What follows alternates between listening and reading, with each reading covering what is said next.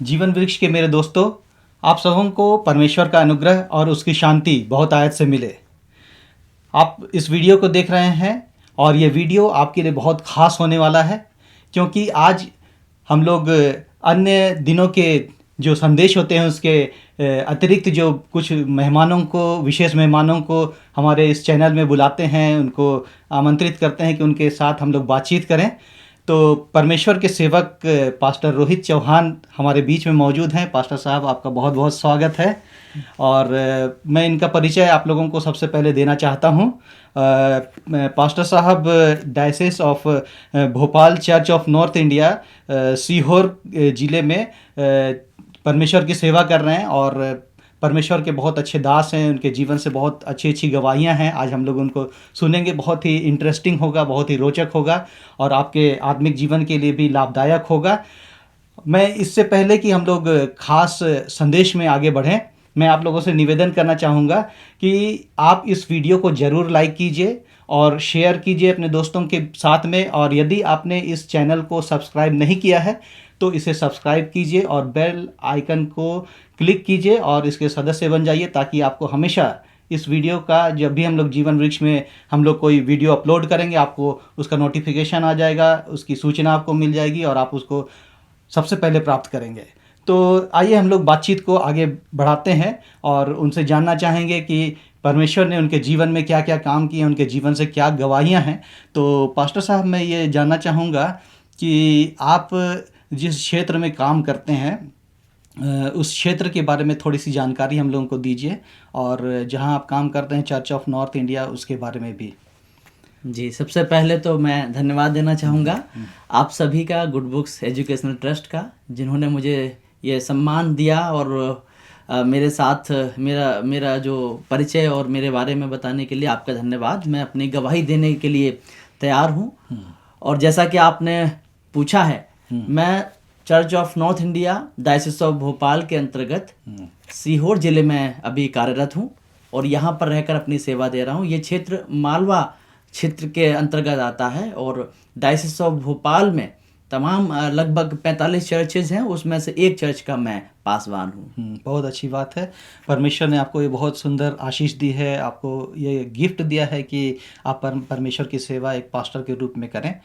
तो मैं दूसरा सवाल आपसे ये पूछना चाहता हूँ कि बहुत सारे लोग अपने जीवन में बहुत सारे लक्ष्य रखते हैं। जैसे बहुत लोग चाहते हैं कि मैं डॉक्टर बनूँ, बहुत लोग बोलते हैं इंजीनियर बनूँ। तो आपके जीवन में ऐसे कैसे आपको प्रेरणा मिली कि आप परमेश्वर की सेवा करने वाले इस लाइन को चुना, अपने क्षेत्र को चुना? इसके बारे में थोड़ा जानकारी हम लोग को आपने बहुत ही मुख्य सवाल पूछा और मुझे बताते हुए बड़ी खुशी होती है इस बात के लिए कि मैंने अपने आप को परमेश्वर की सेवा के लिए दिया है। जब मैं छोटा ही था, लगभग 6 वर्ष का था, उससे पहले ही मेरी माँ ने वर्ष 1999 के आसपास मेरी माँ ने प्रभु यीशु मसीह को ग्रहण किया। तब मैं छोटा ही था और माँ के साथ मैं भी प्रभु यीशु मसीह में बढ़ा, विश्वास में बढ़ा।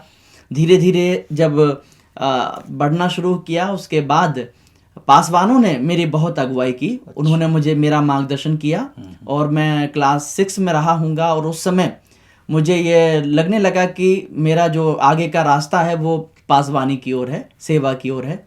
और तब से मेरा ये जो लक्ष्य था उसको पूरा करने का मैं निरंतर प्रयास करता रहा। लोगों ने मेरी मदद की, संस्थाओं ने मेरी मदद की और आज मैं जो कुछ हूँ वो परमेश्वर पिता की महिमा मेरे जीवन से होने पाए। मैं इसके लिए बहुत बहुत परमेश्वर पिता का धन्यवाद देता हूँ। जैसा कि पास्टर साहब आपने बताया कि सबसे ज़्यादा आप अपनी माँ से जुड़े हुए थे और उनके द्वारा आपने प्रेरणा पाई कि इस क्षेत्र में आप आगे बढ़ें। तब जब आपने इस क्षेत्र को चुना तो बहुत सारी चुनौतियाँ भी आपके जीवन में आई होंगी कि आगे बढ़ करके कैसे आप करेंगे। तो उसके बारे में थोड़ा अनुभव हम लोगों को शेयर कर दीजिए। जी बिल्कुल, आपने सही कहा। चुनौतियाँ तो थीं।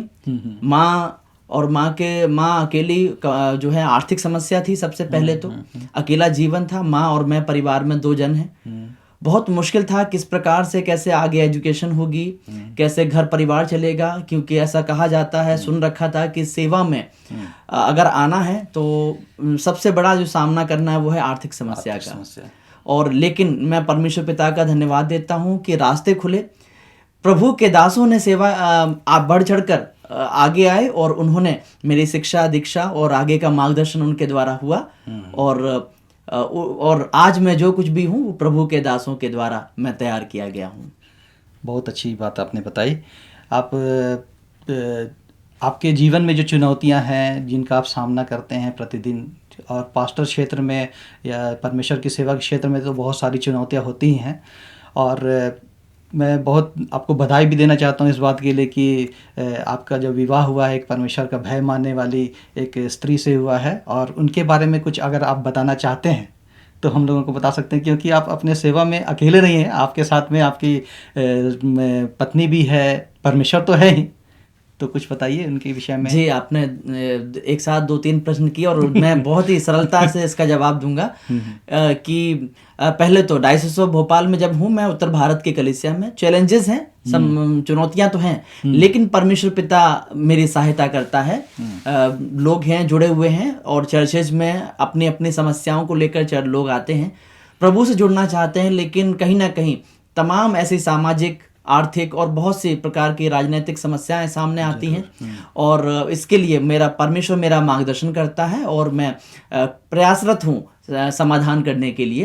अगुवे हैं मेरे ऊपर, उनसे भी सलाह लेता हूँ और इसके द्वारा मैं प्रभु की महिमा करने वाला हो सका हूँ। साथ ही साथ आपने प्रश्न किया कि मेरी पत्नी के विषय में, जो कि रांची से ही है, उनका बहुत बड़ा योगदान मेरी सेवा में है। चाहे चर्च की सेवा ले लीजिए, चाहे परिवारों में विजिट से संबंधित सेवा ले लीजिए, और चाहे घर में किसी भी प्रकार का जो योगदान है, उनका भरपूरी के साथ उनका निरंतर योगदान चल रहा है। साथ ही साथ वो भी लेखन सेवा से जुड़ी हुई हैं, ट्रांसलेशन सेवा से जुड़ी हैं, जिसका मुझे बहुत लाभ मिलता है। चलिए, आपके साथ में परमेश्वर और आपकी पत्नी है, जिसके कारण आपको बल मिलता है कि आप अच्छी तरह से परमेश्वर की सेवा करें।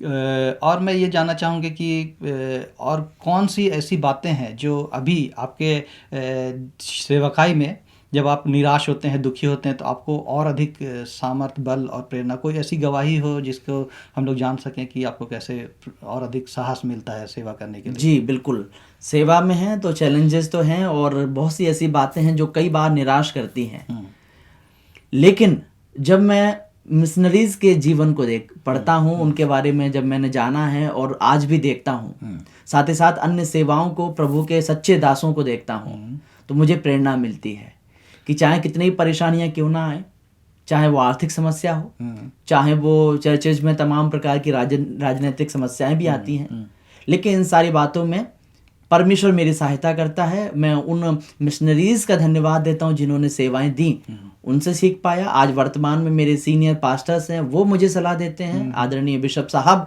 मुझे सलाह देते हैं, और उनके मार्गदर्शन पर मैं अपनी सेवा को कर पा रहा हूँ। बहुत अच्छी बातें आपने बताई। मैं एक अंतिम बात आपसे पूछना चाहता हूँ कि आप जैसे बहुत सारे हमारे दर्शक युवा भी हैं, बहुत सारे लोग बुजुर्ग भी हैं, हर उम्र के लोग हमारे इस चैनल के वीडियोस को देखते हैं, पसंद करते हैं, तो उनके लिए आपका क्या संदेश है, क्या बोलना चाहते हैं उनको कि अपने भविष्य के विषय में या फिर सेवकाई के संबंध में?